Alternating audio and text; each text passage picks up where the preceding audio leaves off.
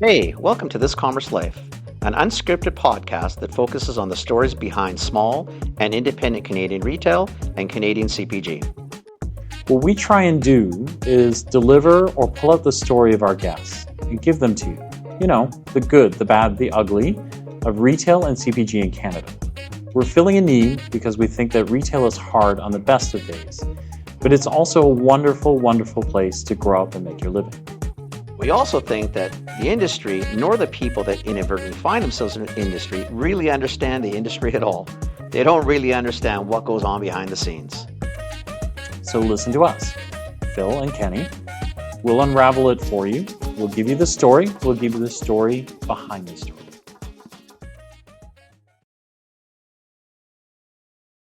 Exactly. I got press passes. I'm very excited about that. I can't believe it. Yeah, baby. Baby. Takes the Mexicans to understand us. Yes, it does actually. Nobody else. Nobody else. Yeah.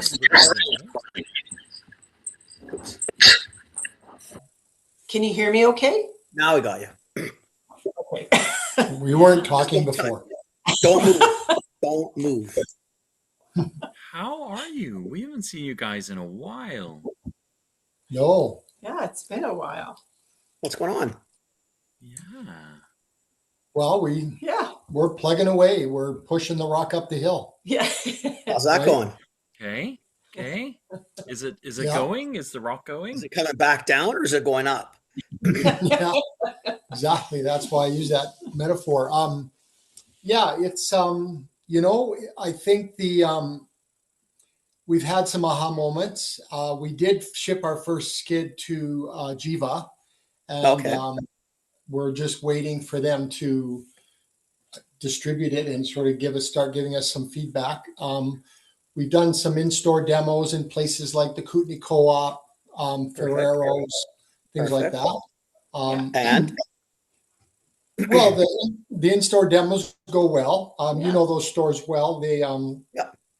The one Ferrero's and the was it the Roslyn Ferrero's yeah. Yes. Yeah. is definitely our customer, and Yeah. the same Oh, totally. Co-op, right? Yeah, totally. Yeah. They either got Totally. a bike rack or a ski rack on their vehicles, and Yeah.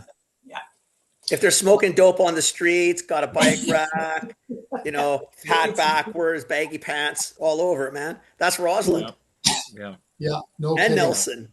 That's awesome. That's good though. Yeah, so we're doing it, and the thing with in-store demos, they're very hit and miss. You don't know who you're gonna, one day, No. Any given Sunday. Yeah, exactly. And the reality is the conversion is still good. People that try it Fantastic. like it. Yeah. But one of the moments we had was at the Kootenai Co-op. We were doing a demo, and then they had ordered some more tea of our dry infusion. And so when I looked at it on the shelf, I just went, yeah. I mean, we're even they're being very kind with their margins. So they're, I think $12.99, I think and then the next closest one is genuine tea. And then, as you know, then it falls down a little bit to what I call the more supermarket teas. And, we just look at it, and we don't, like, our packaging looks good when we're in a booth, but when you see us on the shelf, we're a little bit Big and bulky. our boxes. And the price point, I think it's really difficult for a consumer to understand that value proposition right standing on the aisle reading the product. Yeah. And so we've had a lot of hard conversations about that, repackaging and potentially trying to create a more competitive price point, because even though we think we're a premium product, we're in the tea section, and it walks like a duck, it squawks like a duck, and we're really noticing that.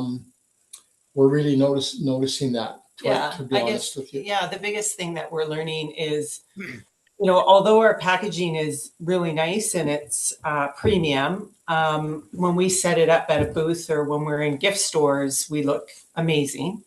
But when it comes to a retail shelf like Ferrero's or Kootenai Co-op, having different packaging would probably serve us better.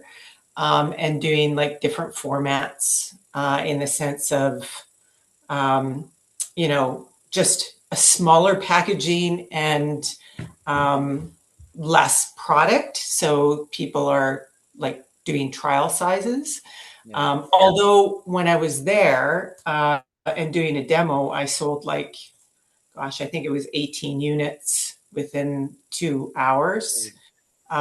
So, I mean, I wanted to sell out of on the shelf, and we did sell out of some of the blends. So they're reordering, which is a really good sign. So, but we still feel that how we look on the shelf in a retail environment needs to look different than we are in, gift stores. So I don't know, like that's just kind of, I don't think there's anything wrong with what you're thinking. I think before I ran down that hill, I would push you on some maybe easier things to try first. If you're selling even at a demo, it's the same packaging as it was on the shelf. So what it really took was maybe the trial and maybe a bit of the story. yeah, So then at yeah, that point, you start to question, is it really the packaging, or does the packaging just not convey the story well? Can I do something there? Maybe shelf talkers can help. Maybe as opposed to redesigning the planet, if our stand-ups come loose in a box of 12, maybe we should do a shelf takeaway tray and put six in, maybe with a little bit more information or a little bit more gas sort of there to get me excited yeah, before we go too wild and go pack. Because I tell you the truth, like a lot of times what people find is you change packaging and then you figure out, fuck, it wasn't the packaging. No, it probably was more the messaging. It wasn't so, the packaging is obviously a component of it, but it really was, I just don't know what the hell you are. I'll yeah, give you my example. Like our teas sit in the same sets as you. yeah, We're micro ground, right? We're 10 servings for about $20. We are definitively not, we are competing against Stash as well, but we're yeah, kind of not. Yeah, yeah, yeah. You know what I mean? So do I really give a shit what Stash is doing? Not particularly, yeah, but I need to be cognizant of it. I need to be making sure. We've even talked internally going from 120 gram maybe to a 100, maybe a 95. Maybe that brings our price down to 17.99. Maybe these are all maybes, eh? We yeah. Yeah. haven't done it because I'm very hesitant doing anything until I'm kind of a little more sure. Like with you guys, what size are you? Yeah. So for the tea bags, it's 45 grams and it's 15 tea bags. 15. Yeah. Not to say to do it, but maybe 10 at 9.99 is all it takes. Maybe not. Maybe it doesn't do shit. I don't know.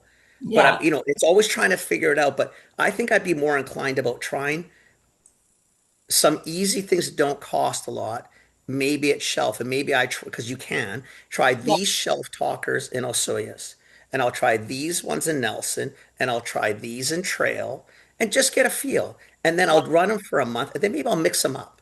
I'll take Yeah. Ferreros out, put those in Cootie because they're two different consumers.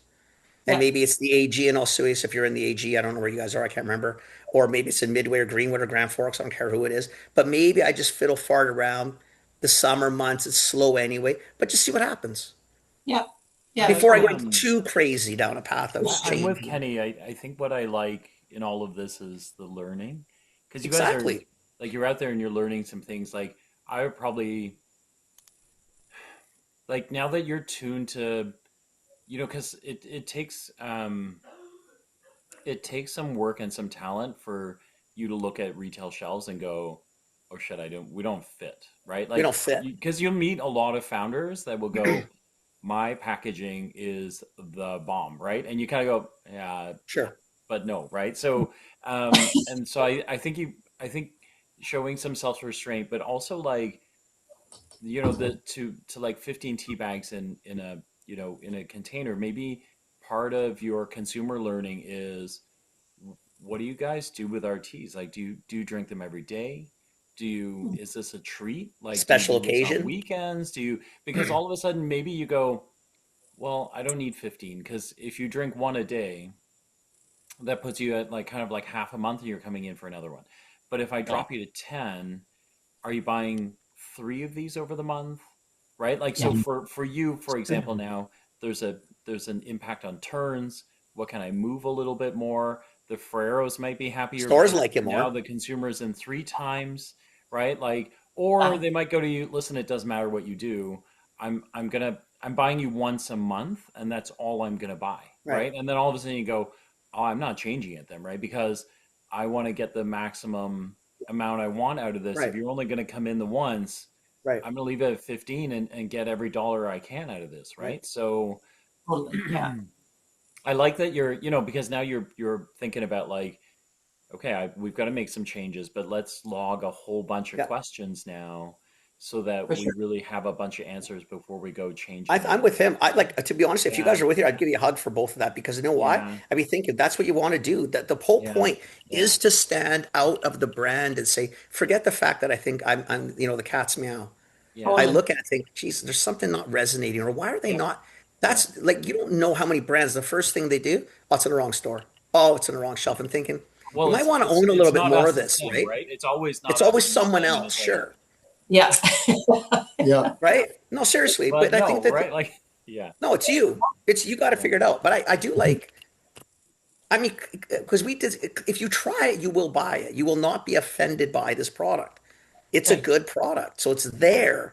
Yeah. I think it's more what you guys are saying. I think it's the same thing when we were with you guys in Nelson's. We're looking at it thinking, fuck it, there's nothing wrong with it. Yeah. How does it look though within the set? And how do I get these Yeah. people off these stupid $7 boxes into mine? And I Yeah. think that's the miss. I don't think it's much else. That is Yeah. that is the question Totally. for sure. We even use that word, Yeah. stupid. Is that the supermarkets have really, they've set that bar, and Yeah. it's $7 tea. Before we wander all the way down this, I don't want to go there yet. no, I just want to ask, were we getting together to catch up, or are we recording a podcast episode? We're recording a podcast. B. Yeah. Oh, jeez, to the That's what I was like. well, I thought it because we started Well, down this. right Clearly, into we're it. talking about Totally business. cool, but like, Jeez Louise. Yeah. so This is awesome. I'm just gonna Okay, make reset. sure that I'm gonna Yes. make sure that I edit out those costing bits. We Well, won't or do just this start one. from here. Start from Yeah. here. So like, No. okay, everybody stop for a If second. you- Phil, but introduce if you us. guys are okay, like the first 10 minutes, I think it's actually super valuable for other brands to hear. Just take away the pricing stuff. But I'll take out anything pricing because I don't want that in here. Yeah. Is Yeah. is that That would cool? be- if yeah, you we guys- would appreciate that. Yeah. Okay. Yeah. Yeah. I will make sure there's nothing confidential in that. But Okay, so we all should be quiet for 2 seconds. This is the pause, and then Phil, you do the editing shit. yeah, no, I got it. I'll look after it. I will. No, but I thought that too because I was like, I'm really excited, right? Because we have spent a lot of time with you guys, and we love you guys a lot, right? So I was excited one, we haven't talked to you in a while, and then two, I'm excited to get your story out because I think this is going to be really amazing. Or really the saying audience. Phil forgot we're doing a podcast, so it's all Phil's fault. Sure. That's exactly how the audio is going to play out. You got it, Kenny. No worries. But for the audience, we do have Brad and Sheila on it, and I'll get them to introduce themselves for real. But you can hear it is we've spent a lot of time with these two, and we positively love what they're doing. We love the product. We both got a chance to try this stuff. So Brad and Sheila run Natural Farmworks, and they just have one, as you heard it in the first 10 minutes, is they've just got this kind of like, it's a special introspection into the business, which I really appreciate. I love that a lot. It happens every time we talk to you guys, and I think that's why we fell in right away to, hey, how's it going? What's working? What's not working? And then honestly, these two are just like really great human beings. So we're excited to have you on the podcast for real. And honestly, like really, I am smiling a lot because I am happy to see your faces. We really have missed talking. Yeah, we like talking to you. Yeah. So I'm gonna shut up. Would you two please introduce yourselves and kind of tell us about you guys, and then obviously we'll ask a chunk of questions along the way. Okay, sure, great. So my name's Brad, and founded Natural Farmworks. The concept was founded, and the business was founded many, many, many years ago. And like a lot of people have started businesses that have come about from health challenges. I had a significant health challenge way back where I was diagnosed with Crohn's disease. And when that particular disease is doing its thing, which we call flaring, you can't eat very much. But I found that I could rely a little bit on the greens that were in the market back then. We're talking about the mid 80s now. That's how far back we're going. That my body would still tolerate those. So it would give me some of the nutrients that I knew I was needing in those times where your body is really not all that interested in having anything introduced to it because you're going through some significant inflammation. And then ironically, I was farming at the time, and the greens that I was buying when I looked at the label were Mardi Gras, Mardi Gras powder. And then I'm standing on my farm going, well, why don't I just grow this myself? Mm-hmm. And so I did. And it's really quite comical how I originally started growing it. I never had any dedicated equipment except equipment that you would use standard on a farm for haying. So what I actually did is I grew the barley, I seeded the barley, and then I took my piece of equipment, which we call a hay bine that is used to cut hay, and I put a tarp on the back of it so that as the machine cut the barley leaves, it would blow it out the back and land on the tarp that it was dragging. When the tarp got full, we'd wrap the tarp up, and then I rented a little bit of space in, this was all happening in Alberta in Red Deer, and I had managed to lease a small press because back then we were making juice powder, and a sort of what I would call a version of a spray dryer that we were managed to get from the Alberta Research Council, which ironically all the instructions were in French, and even though we're a bilingual country, I don't necessarily have that that asset. So it was really fun trying to put it all together. We got it all put together, and voila, we started making barley juice powder. And one thing led to the next. And I ultimately came across an opportunity to purchase a facility that used to belong to one of the largest milk manufacturers, actually in Canada, but in the world, called Saputo. And they had a spray drying plant up in northern Alberta that they had sold or were in the process of decommissioning. And so I managed to somehow end up in a boardroom where we made a deal to buy this facility. And one day we walked in and we're the new owners of the facility, and we looked around and went, how do we even turn it on? Like, this wasn't a small facility. This was a large facility that made butter and skim milk powder on a commercial level. And we were still doing it at the pilot level. But that's the beauty of being an entrepreneur, is the one word you don't have is, you don't go, well, I don't know how to do it. You go, how are we going to figure out how to do it? Yeah. Mm-hmm. And so anyway, long story short, as we're standing in the office, and, they literally had left, stuff in the desk that, showing where they bought, milk from producers, etc. And a guy walked into the front door and said to me, are you guys, I heard this for sale. Are you guys the new owners? And I said, yes. And he said, well, I used to work here for 25 years. I said, you're hired. And so, You did. we know how to turn it on. And when I say turn it on, I mean, it was a very sophisticated plant. And so we became a very large manufacturer of greens powdered on a wholesale level.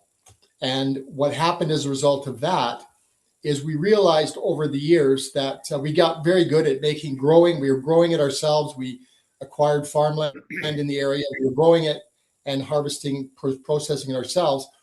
But let's be honest, greens powder did not taste that great. We used to call it the barley shivers. When you drink it, you go, oh, but you drank it because you thought it was really good for you. Yeah. And so what happened to that is there must be a better way to take greens.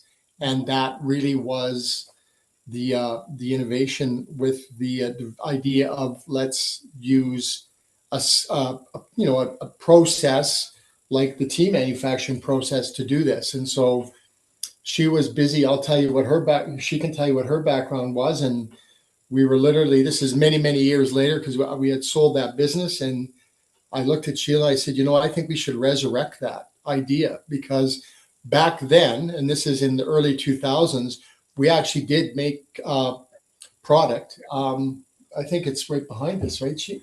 Yeah. The original product. Yeah. We've got it. Yeah. Packaging it all. 17 to 20 years ago. This was the original product that was made way back then. This is called Serene Green Calming. And it was just the whole leaf, but we dehydrated it. So it wasn't a juice powder, it was dehydrated. We sent it to a master tea blender. He put some funky herbs with it. And that was the product that was born. And then when we sold the business, the product kind of just fell off the side of the desk. And yeah. So Sheila can tell the rest of the story, how we decided to resurrect it. Yeah.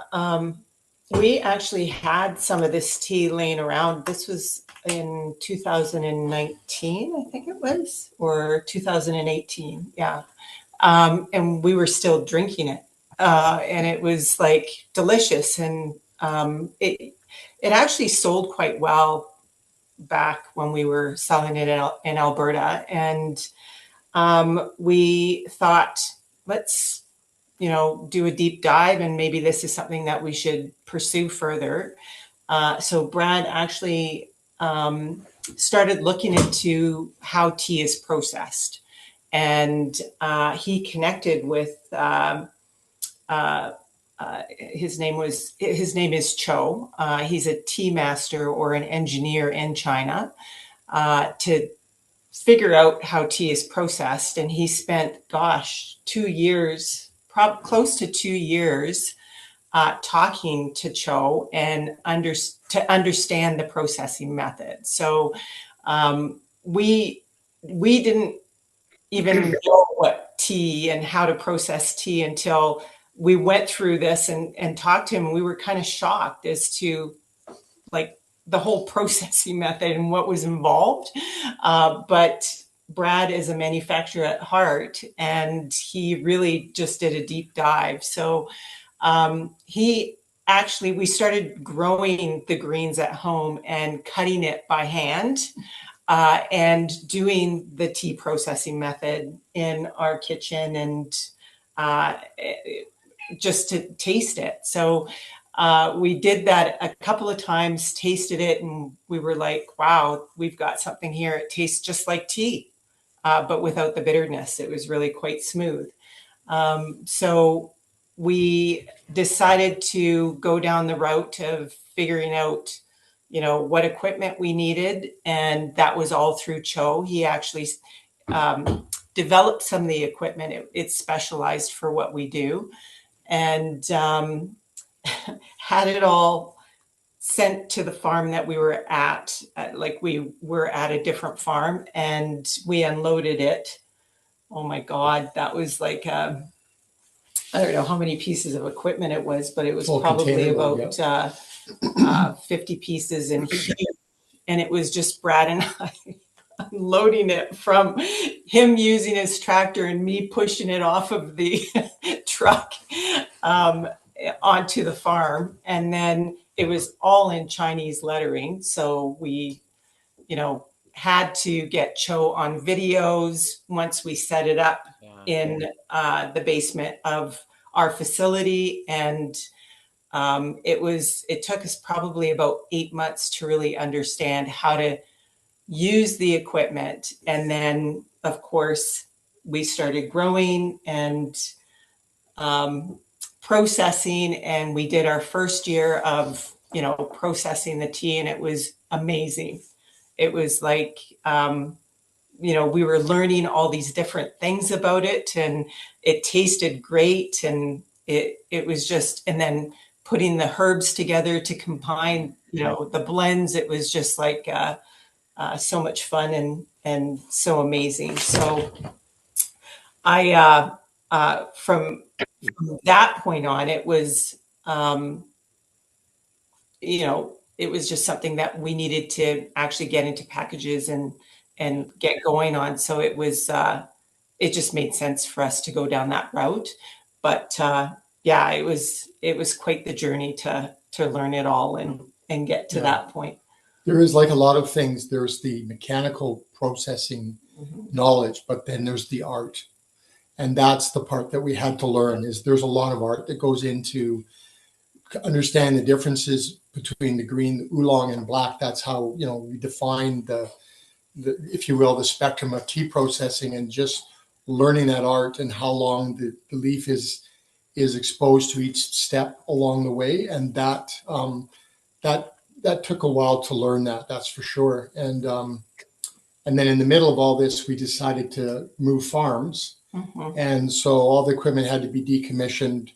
And then we brought it to the farm that we're presently on here in the boundary area, which is outside between the Soyuz and Rock Creek, and set all the equipment up again. Frustrated our electrician because, like we said, it was all from China. So he was given a good test, I would say, in commissioning it all. Yeah. And then we really got at it really in a big way, just making sure. And there's a part of processing for me that's fun, because little tweaks along the way can have a profound difference on the outcome, and that's for any process. And you guys are very knowledgeable on many of the different food processes that exist out there.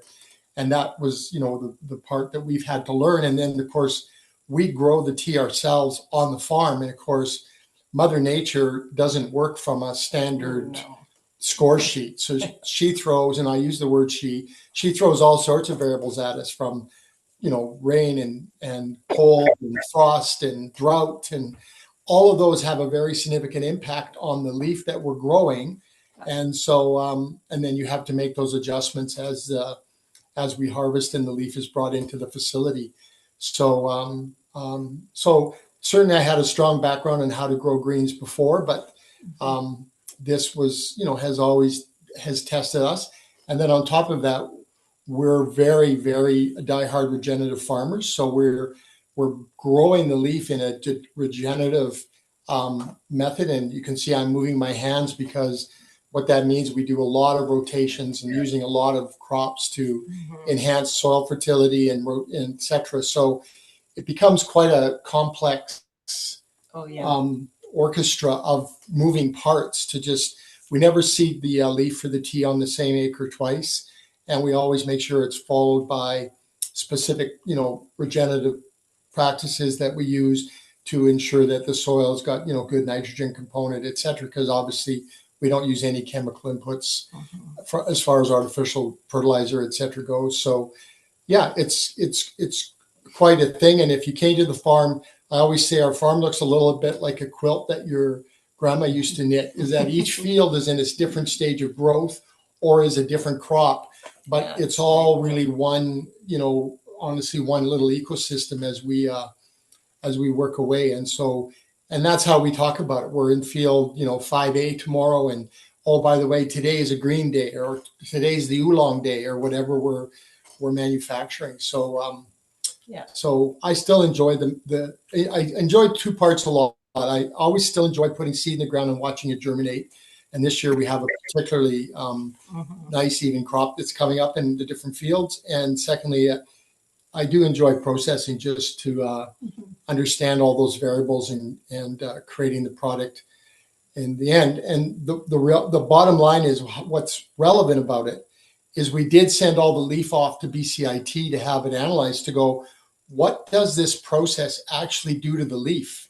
And how is that relevant to the consumer in terms of, from a health perspective? So BCIT was really good. They have a nutraceutical faculty there, and they have a lab, and they had to develop some of the reagents to test some of the things we wanted to do, because we standardized the leaf that we sent in terms of, they were all the exact type of leaf harvested the exact same way.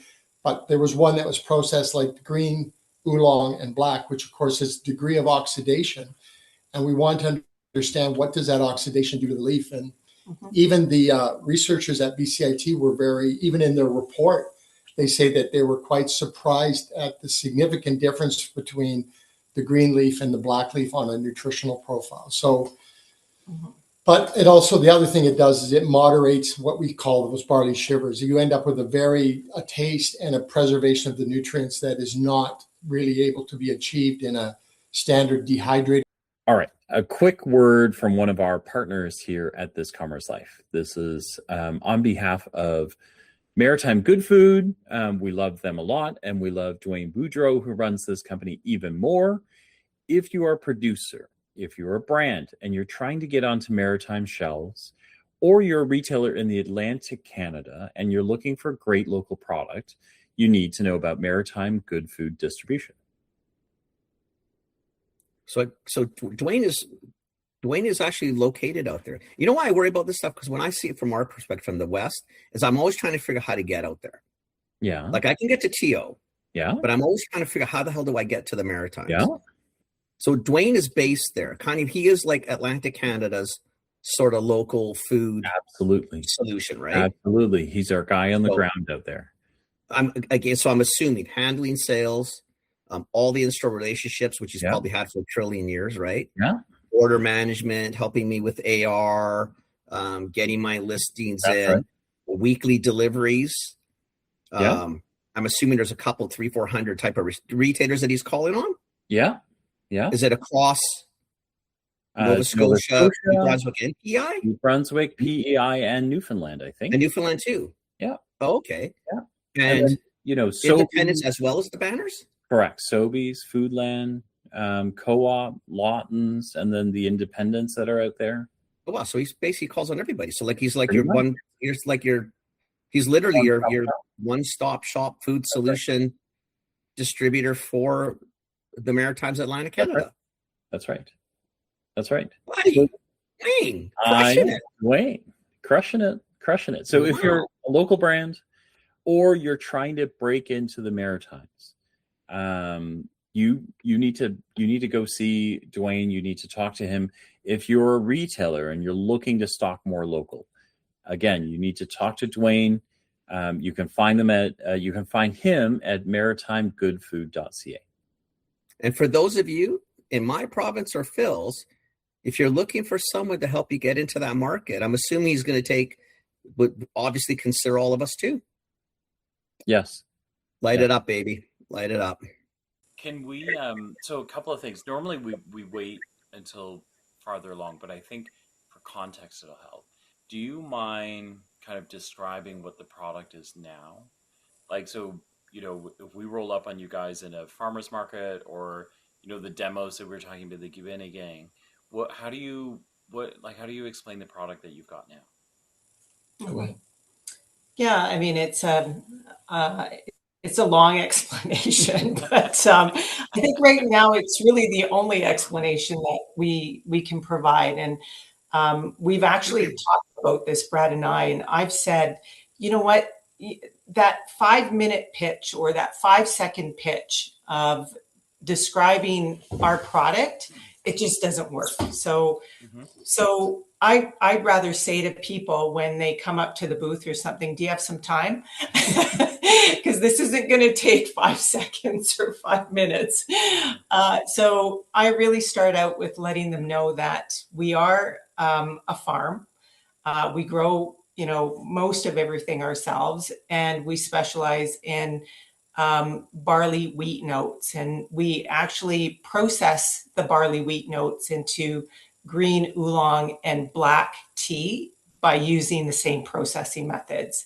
And it makes for a really nutrient-dense cup of tea. It actually tastes like tea, but there is no bitterness, and it's a lot smoother. So you're actually getting a serving of greens, or the nutrients equivalent to a serving of greens, in every cup. And then we blend with certified organic herbs and spices to create our blends. So that adds to the nutrients of each cup. And we offer our teas in either loose leaf format or tea bags. We actually do all of our own packaging on the farm. So we do it right from, seed in the ground all the way up to packaging it in our facility on the farm. So, yeah. I've learned more. We've talked to you probably 5-6 hours. I've learned more in 20 minutes than the whole time. We are not good listeners or talkers, Phil. Bad people. We need to know more about these people. That's I think incredible. we've known some of this, but I don't think Not all of that. I don't think I knew about. I mean, it doesn't. Knowing what I know about you, the regenerative farming makes sense to me. Oh, it all makes sense, but all of it makes sense. But you're right. Like there's an intensity, you guys, that I don't think we knew it was there. We just didn't know how. Well, we talk about different things. I've never heard the story. Which is amazing. I think it's incredible. Yeah. So, like, okay, because now I'm thinking different because I heard a lot. Now my mind's running. So, because sometimes what we've talked about, like you guys have a unique enough product where it's hard to do a quick pitch or get an association that someone might get.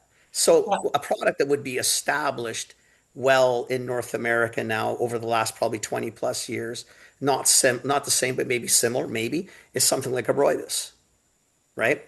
Drink like a tea, not tea. Clearly, it's not tea. It is a plant, is a bush, South Africa, but it is consumed as a tea. And it's not a quantum leap for most of us now in North America to understand that. Yeah. You know what I mean? So it might be down the same lines. It's not that we want to be the Canadian rooibos or a green rooibos, but now I'm starting to think, okay, well, I mean, honestly, because I've never heard the story the way you guys have told it, which is like fascinating. We are so coming out to see this farm.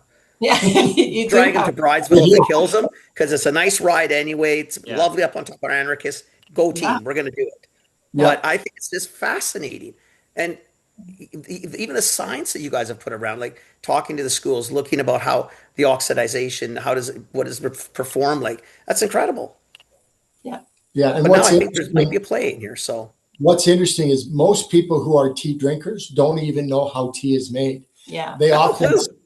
They think that oolong is a different plant or it's et cetera. But we say all tea comes from the exact same plant. They go, no, it doesn't. We go, no, it really does. The only difference is the degree that leaf has been oxidized and or harvested, like, white tea and, Phil, you would understand this versus, black tea.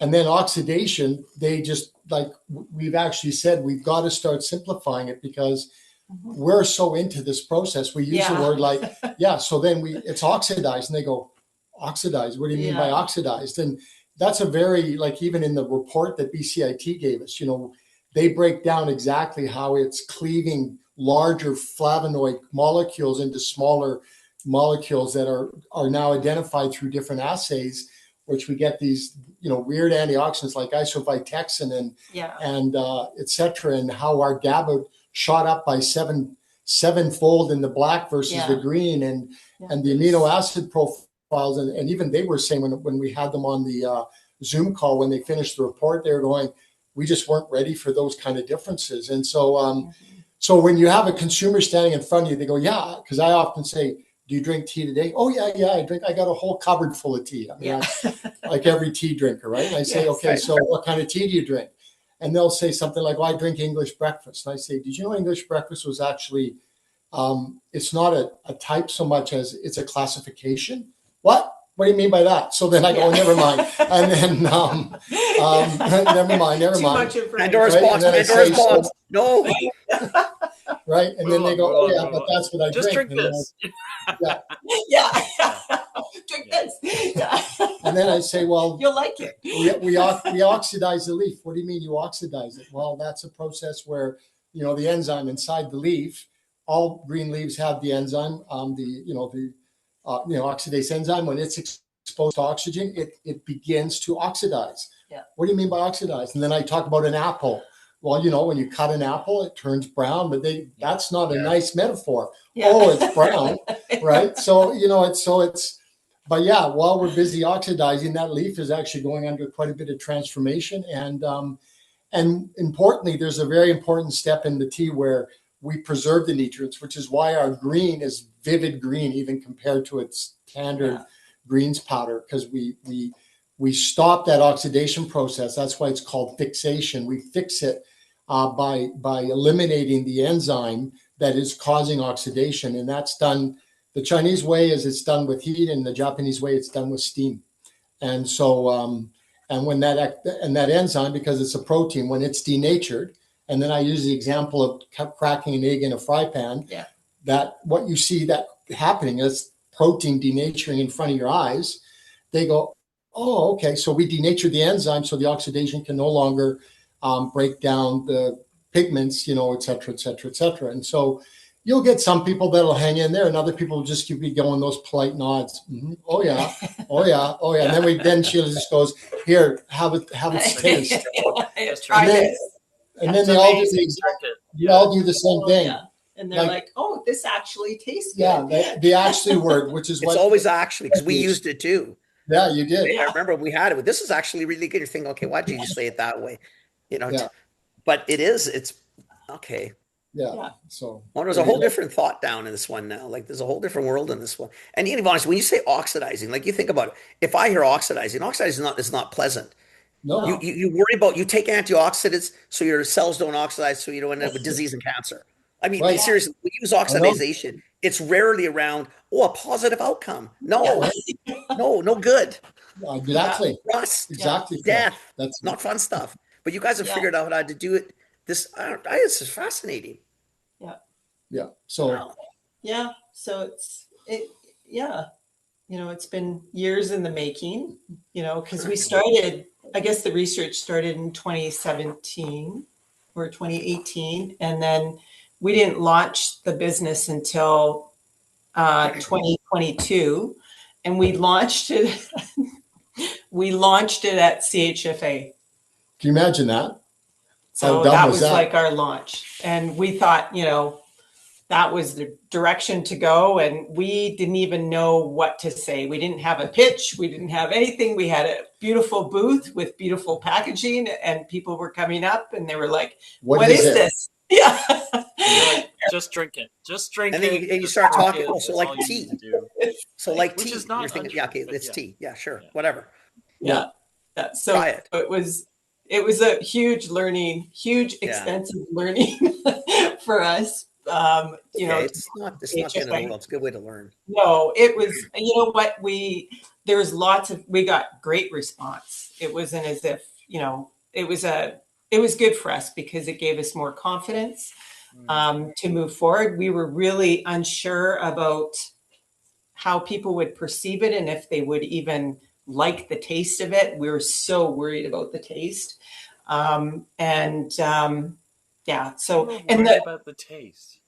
We were like, it took us 6 to 8 months to develop some of those blends. So it was like, I partnered with a certified herbalist. I took a year course to understand blending and blend, because we are blending with a different leaf that nobody's ever tasted before. We had to really be careful about the herbs and the spices that we added, so they wouldn't actually take over the flavor, or they would bring down the flavor of the black, because the black is really quite, I guess it's quite umami tasting, which is, very earthy. And it was a long process when we think we forget about all this that. On YouTube, you'll see my face. If you're not, and you're listening to this episode, I'm making a face because it's delicious. Like it really is. We tried this at Basin, and it's delicious. Like it's really, really good. You would not think that. You would think this is recreationally a great drink, just to drink, period. That there's, whether there's a health benefit or not, it's just delicious, right? And so I am making that face because I'm like, of course you two would be worried about the taste. Yeah. But there's nothing to worry about, actually, because whatever you're doing, you should keep doing it. It tastes amazing. So Actually, the funny part is that you worry about the taste because you don't want to cover up the taste of what it is, because on its own, it is quite pleasant. Yeah, Yes. It's yeah, really not like Totally. a black tea can have the bitter, I guess it's tannins or whatever the hell it is. It's the bitterness and that bite where I find it's not the right words, but you have a sweet undertone. It's different.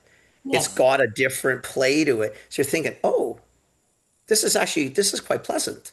Yes. And then if you start adding some different spices and everything, I don't want to lose the original. Yeah. I like some of the extra flavor because it's kind of cool, like it layers it.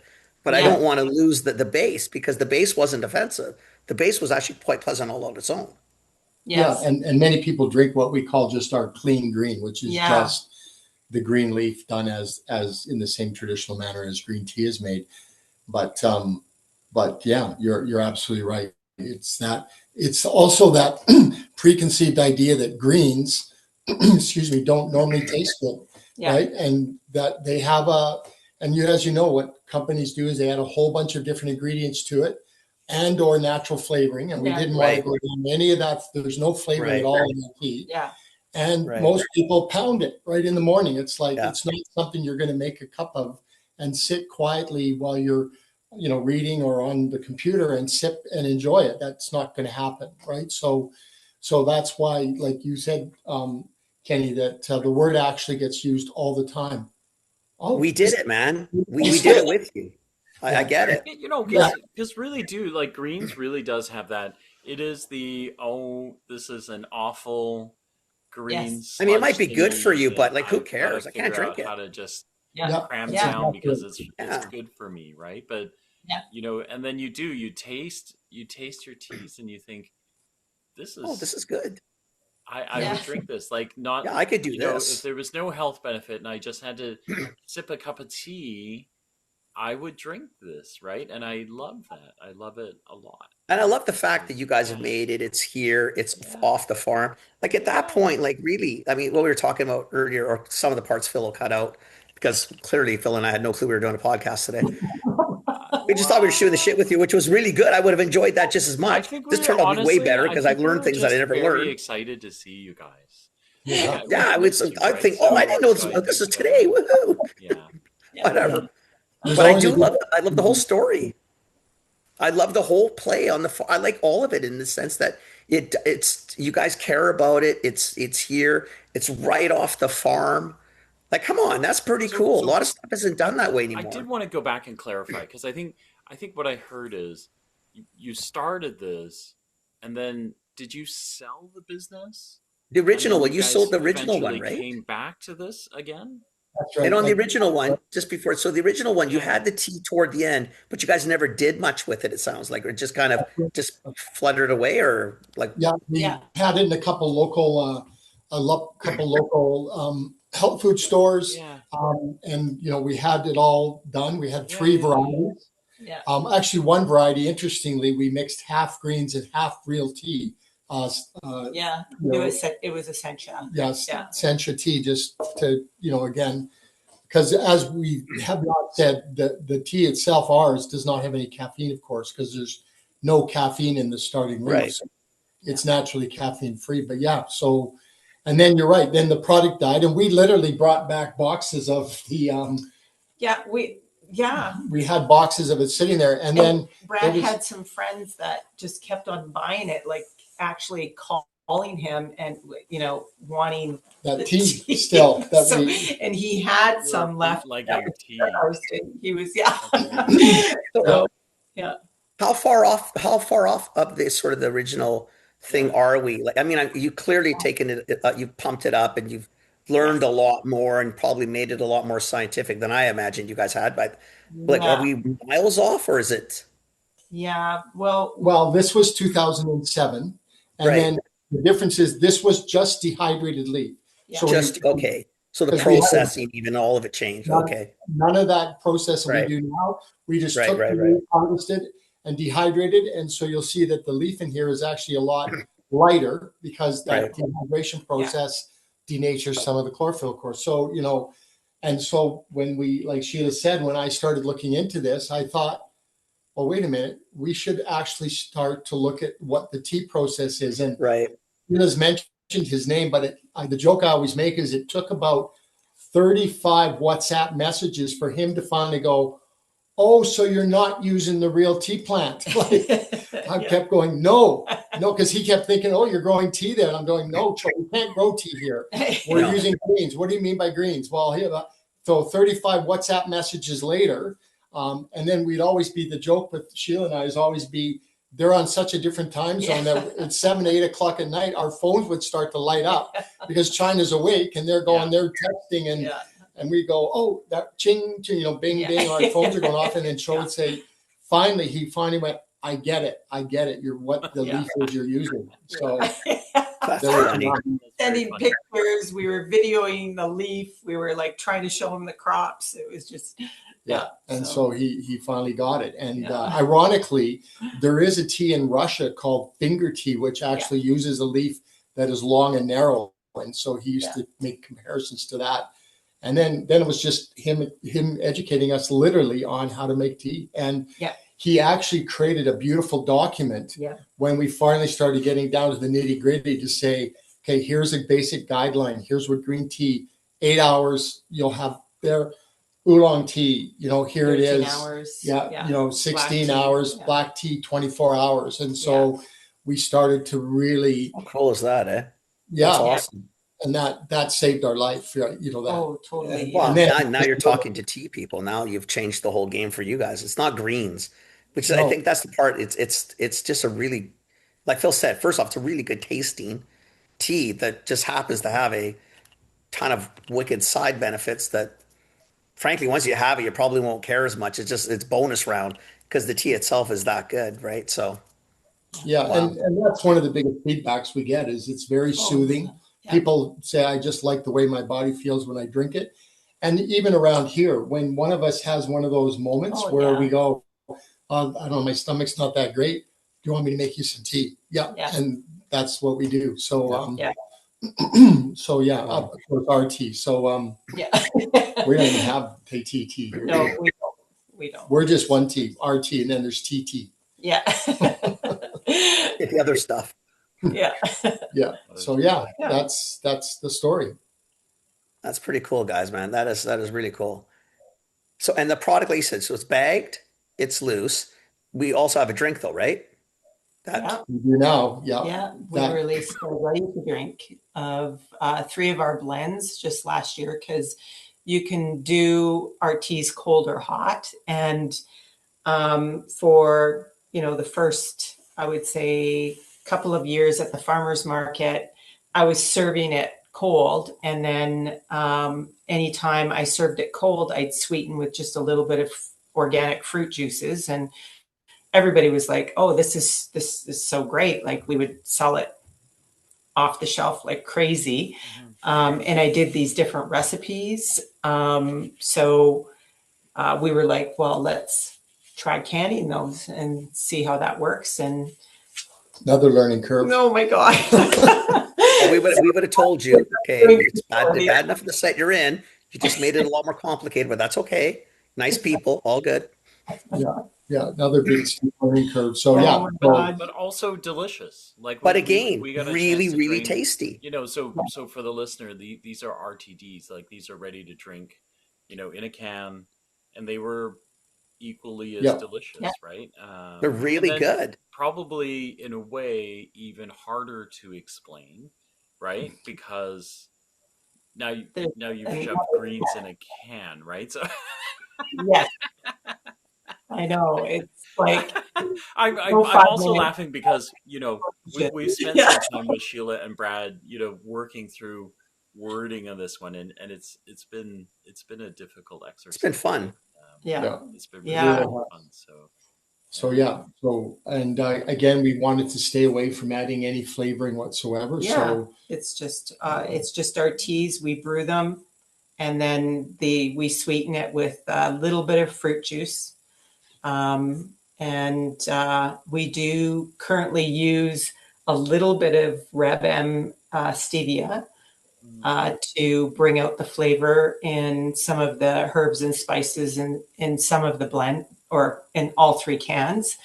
But it's so minute that And we're always experimenting. Like right now, we just got in some good old monk fruit concentrate. Cool. And, we're going to now look at that because, again, stevia is another example of a product that there is a little bit of a stigma attached to it. Remember when they first launched it, that horrible stevia. It's the back end, right? It's the back. It's not pleasant on the palate on the reverse side. We talk about that a lot because when we go to CHFA, I get a headache from stevia. So at the end of day one, I will have a stevia headache, right? Because it's just too much. I'm not a huge fan. I don't like it, but I do remember, and I can't remember if I told you this, but I tried yours and there was no headache. Like I didn't get a headache at all, right? So it actually surprised me that you had stevia in it because usually I'm quite like, my head will tell me that, there's that stuff in it, right? See, for me, it's all taste, but I just don't like the taste of it. I'd rather just use cane sugar. I really don't like the headache. If you want to sweeten it, just sweeten it.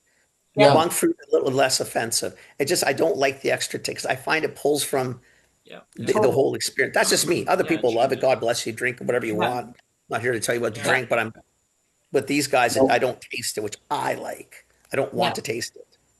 Yeah, and that's the same with us. We are not fans of the regular stevia. That's why Brad did a lot of research to find Red M. I think it was just released at the time that we made the ready to drink. We use so little that it's not even, like it shouldn't even be on the label. But it's literally more to enhance. You're actually using it like we use salt in the kitchen to pull other components into play. Just because we don't add any flavoring, like all of our, it's all herbs and spices that, are brewed, and that's basically what's going into the can. Right. So, So it's a wonderful product. It's all good. It's fantastic. Fantastic. Yeah. But many people have that exact reaction that you guys do is they'll turn the can over and read it, and then they'll go, oh, it's got stevia. Yeah. And so that's why, we brought in this monk fruit concentrate because it's not, and it's just the concentrate. It's not the extract, right? Because as you know, the extract is not approved for use yet in Canada. So, but the concentrate is, ironically, which is great. So because we don't need it, we're not using it as a sweetener. We're just using it, like you say, I liked your analogy, as a bit of like a little dash of salt. It just pulls other flavors out. It's an enhancer. Yeah. Yes. Exactly. So like the dreaded MSG that gets a lot of crap. That's why it's used, right? It pulls other components out that pop. Yeah. Right? So our next run is good. Experiment with that, and Wow. So that's been a journey for sure. And we doing our own brewing and having the brewing facility, and there's a prebiotic fiber that we added to the ready to drink. So good for the gut. The whole thing is a fantastic journey. So because everybody listens to Phil and I like religiously, and they trust everything we say. We've told everybody this product is exceptional, which is true. Where do they find it? Like if I'm in East Van. If I was in the Kootenays or the Okanagan or the Boundary, Similkameen, like where am I buying this stuff?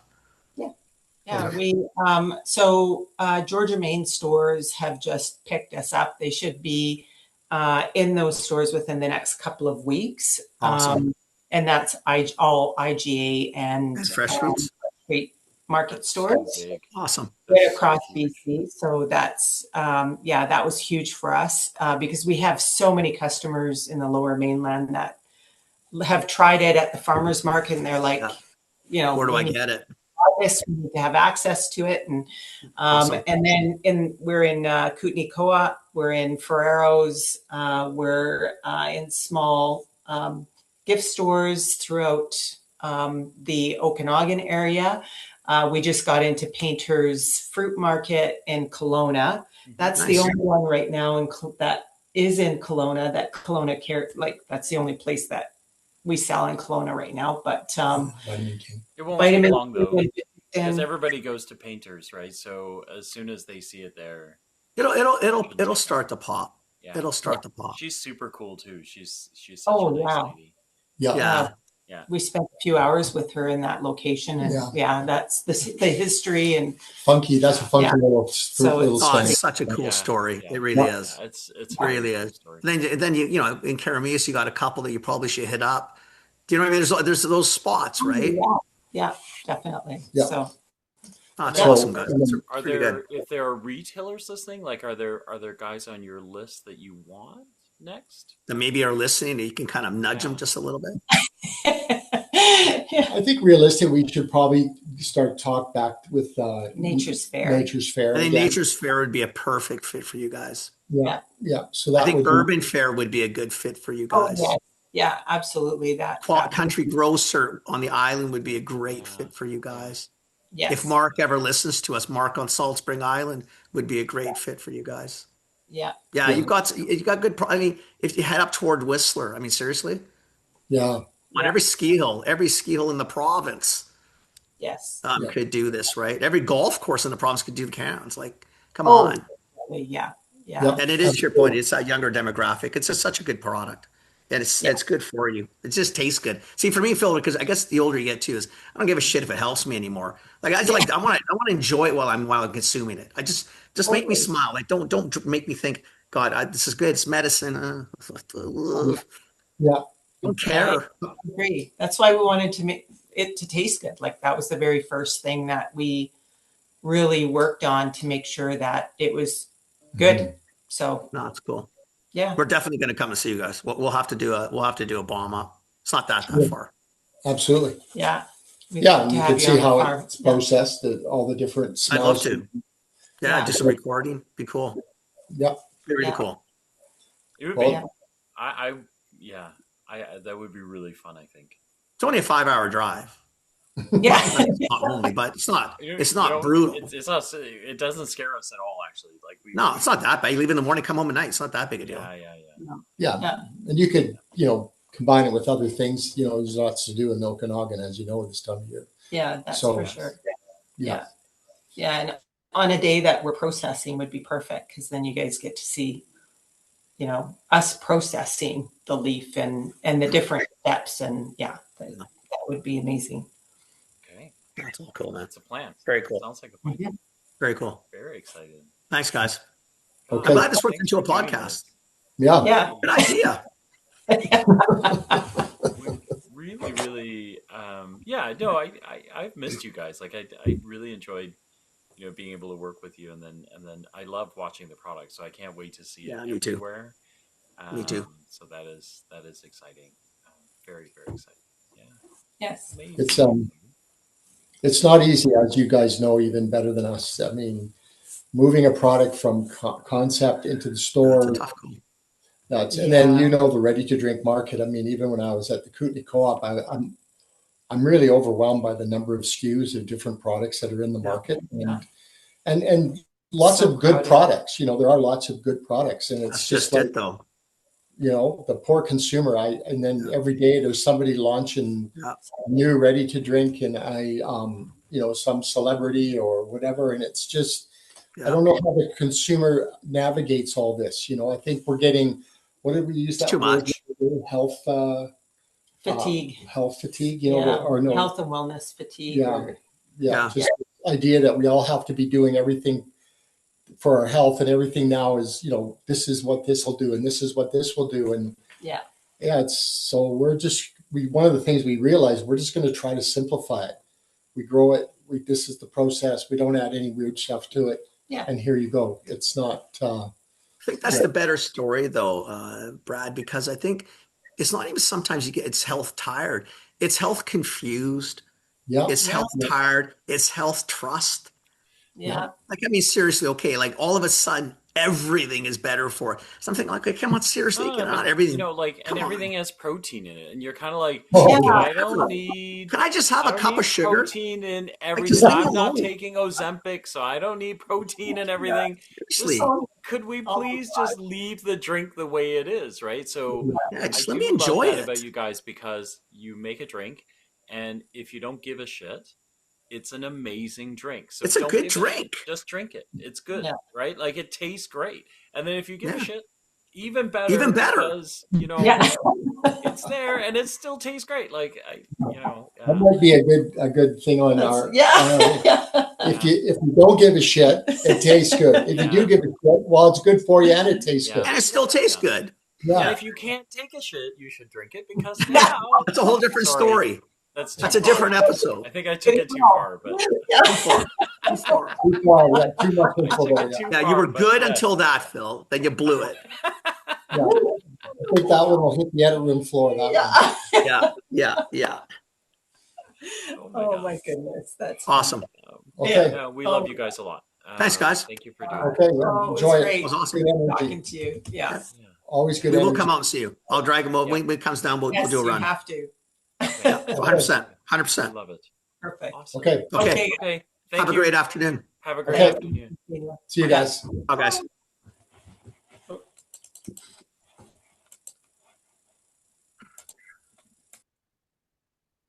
Awesome.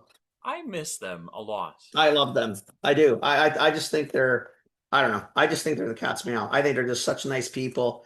That product is exceptional. Like really and truly. It's really a good product. I know everybody thinks that we just say shit, but honestly, that product is really, really, really good. I really enjoy it. Like really and truly. Yeah. I think it's just a wonderful drink. It's easy to drink. If anyone's still listening to this, because we're an hour in, but we got some time to spend with them through Export Navigator. Export Navigator had a program. These guys came in. We got to spend 5 hours just helping them build, and they are they're exactly what they sound like. They're what you just heard is exactly them. They're super intense. They're super curious. They don't take no for an answer, and yet they're still kind and funny and all of those things. All of it. Yeah. Anyway, thanks for listening. Thanks for listening, everybody.